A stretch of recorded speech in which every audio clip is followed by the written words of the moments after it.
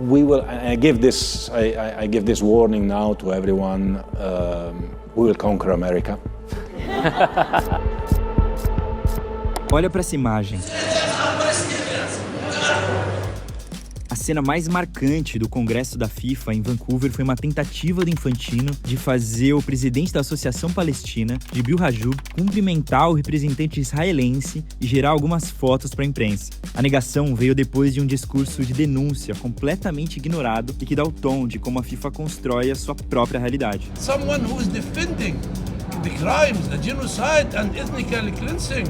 O evento virou um show de horrores, com promessas de mais dinheiro e anúncio de eleição, e passou uma mensagem clara: nada importa. E enquanto essa for a Copa mais lucrativa da história, qualquer problema é justificado.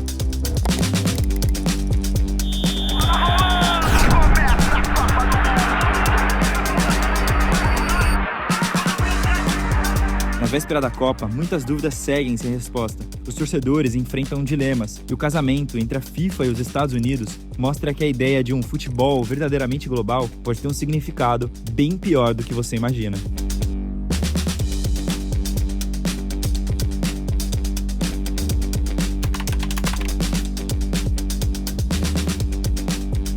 A escolha do Canadá como sede do Congresso Anual da FIFA foi quase um lembrete de que o país também é sede da Copa do Mundo. Apesar de terem seus próprios problemas e histórias, Canadá e México serviram para dar sentido à campanha de união e integração política e cultural da candidatura, mas são quase esquecidos no processo. A Copa de 2026 é o ápice do plano do Infantino de explorar o mercado com o maior potencial do mundo e transformar os Estados Unidos no seu destino favorito, seguindo a sua articulação política de estar perto das pessoas mais poderosas do mundo. 75% dos jogos serão sediados por lá. O país é a chave do projeto econômico e, por consequência, também é o centro dos maiores problemas da competição. Na projeção mais recente, a FIFA espera um lucro recorde de 13 bilhões de dólares com a Copa e promete um retorno de aproximadamente 30 bilhões para a economia estadunidense. Mas encaixar o futebol nos moldes dos espetáculos esportivos norte-americanos vem com uma conta muito cara, e quem paga é o torcedor.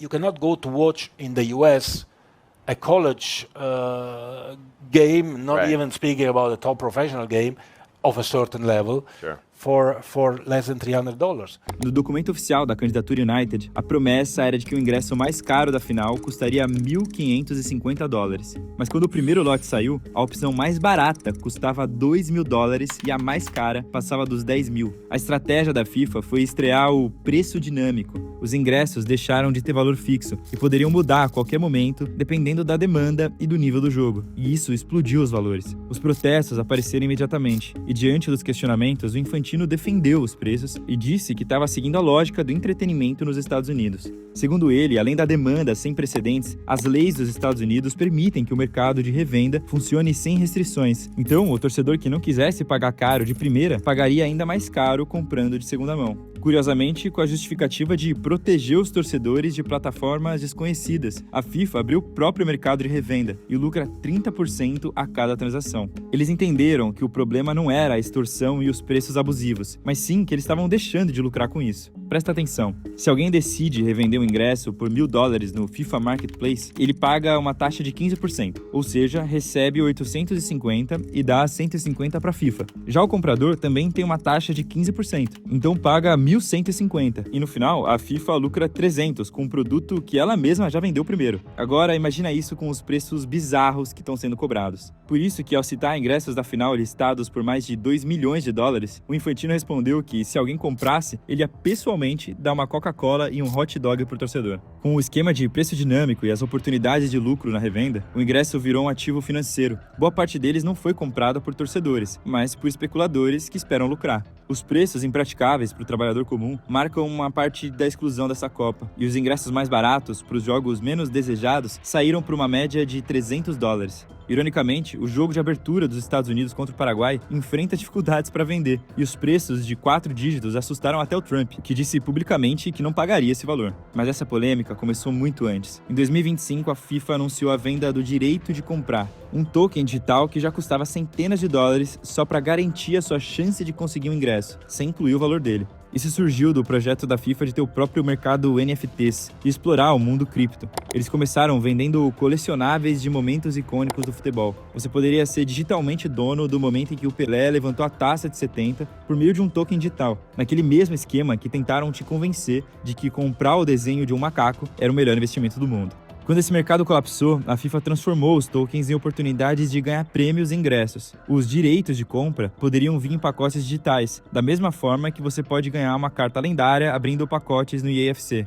E depois passaram a vender esses direitos separadamente. Eles lucraram cerca de 30 milhões de dólares com a expectativa dos torcedores. Mas quando os ingressos foram anunciados, quem comprou essa garantia descobriu que a maioria esmagadora dos ingressos elegíveis eram das categorias 1 e 2, ou seja, as mais caras. Quem comprou se sentiu enganado. E quem não conseguia ou queria pagar 2 mil dólares adicionais para ver um jogo de fase de grupos, tinha como melhor opção tentar revender o próprio direito e pagar a taxa. O Infantino entendeu que fazer a Copa com o DNA dos Estados Unidos passa por ativar mecanismos de lucro e exploração nunca antes vistos no futebol. A destruição do popular é extremamente lucrativa e ele parece bem feliz com isso.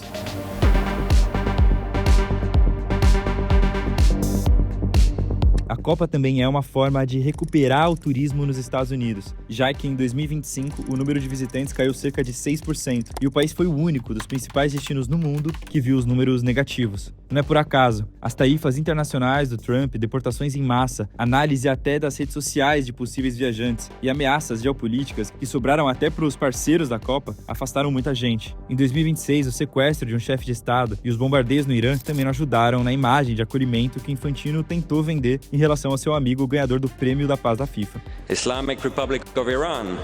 Absent. O Irã, inclusive, teve a participação na Copa colocada em dúvida, mas apesar da confirmação, a delegação liderada pelo presidente da Federação Iraniana foi impedida de participar do Congresso da FIFA em Vancouver e mandada de volta pelo Serviço de Imigração, que cancelou o visto dos representantes no meio do voo, alegando ligações com a Guarda Revolucionária, grupo considerado terrorista pelo Canadá e pelos Estados Unidos. Enquanto a FIFA tenta mediar a situação e escuta pedidos de respeito, outras nações classificadas para a Copa sofrem com banimentos e restrições de viagem. Além do Irã, os haitianos também estão banidos. E um mês antes da abertura, os haitianos que já vivem nos Estados Unidos enfrentam ameaças de deportação em massa depois que o Trump suspendeu uma proteção concedida a eles após o terremoto de 2010. Senegaleses e marfinenses enfrentam restrições tão severas que são praticamente um banimento velado. E os torcedores da Tunísia, Argélia e Cabo Verde entraram na lista dos que precisam pagar um calção de 15 mil dólares só para tentar tirar o visto. Por conta dos preços, mesmo quem não tem restrição repensou a viagem. E de acordo com um relatório da Associação Americana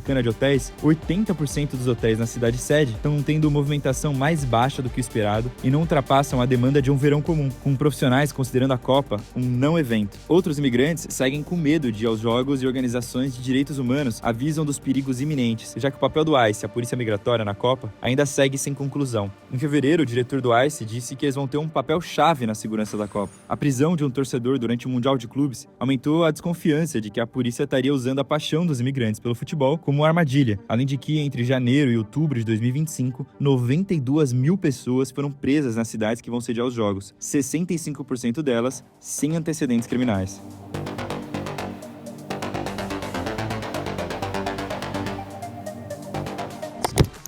What this all means is the biggest sporting event in the world is happening in your backyard, and you'll be priced out. Call this price gouging what it is. A união entre Nova Jersey e Nova York forma a principal sede da Copa, já que o MetLife Stadium é o palco da final e da maior quantidade de jogos da competição. O responsável por mediar as negociações que levaram a decisão para lá foi Jared Kushner, genro do Trump. Jared foi o principal peão do Trump em todo o processo de candidatura, responsável por viagens de negócios para encontrar parceiros políticos e chefes de federações. Foi ele quem fez o meio-campo entre a FIFA e o ex-governador de Nova Jersey, Phil Murphy, político que assinou os acordos com Infantino sobre a organização, incluindo assumir os custos da operação de transporte dos torcedores. O problema é que o mandato do Murphy acabou em janeiro de 2026 e a governadora que entrou no lugar, Mick Sherrill, decidiu bater de frente com a FIFA e afirmou que o cidadão comum não poderia bancar por meio de impostos um custo operacional muito maior do que o normal e que a entidade que lucraria bilhões deveria arcar com isso. A FIFA obviamente se recusou e com a empresa MJ Transit alegando que teria um custo de 40 milhões durante os 8 jogos, a conta sobrou para o torcedor. O governo anunciou que a passagem da estação de Nova York até o MetLife Stadium custaria $150. Em dias normais, essa mesma passagem custa $12,90.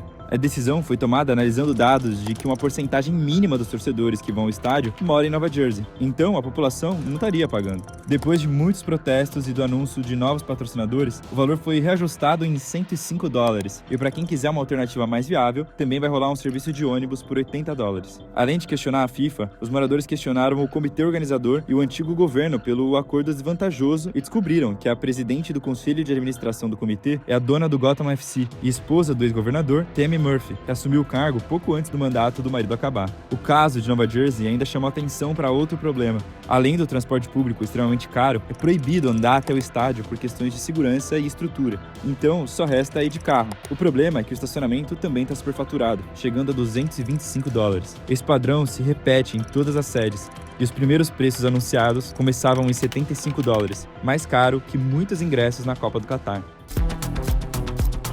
Absolutamente tudo nessa Copa se resume a um cálculo. Todos os sentimentos, desejos e necessidades dos torcedores foram precificados. E o sonho de participar do show é muito menos importante do que a planilha do Excel. Os termos da paixão e da arquibancada foram substituídos pelos termos de Wall Street e do Vale do Silício. E o plano tá dando muito certo. Além de distribuir mais dinheiro para as federações durante o Congresso, o Infantino anunciou a sua vontade de se reeleger. E seu reinado vai durar 15 anos. O grande lema dele é fazer um futebol verdadeiramente global. No sentido de integrar comunidades, a Copa nos Estados Unidos tem muitos problemas com essa frase. Mas se entendemos que a globalização é retrato fiel do capitalismo predatório, não dá pra dizer que Infantino mentiu pra alguém.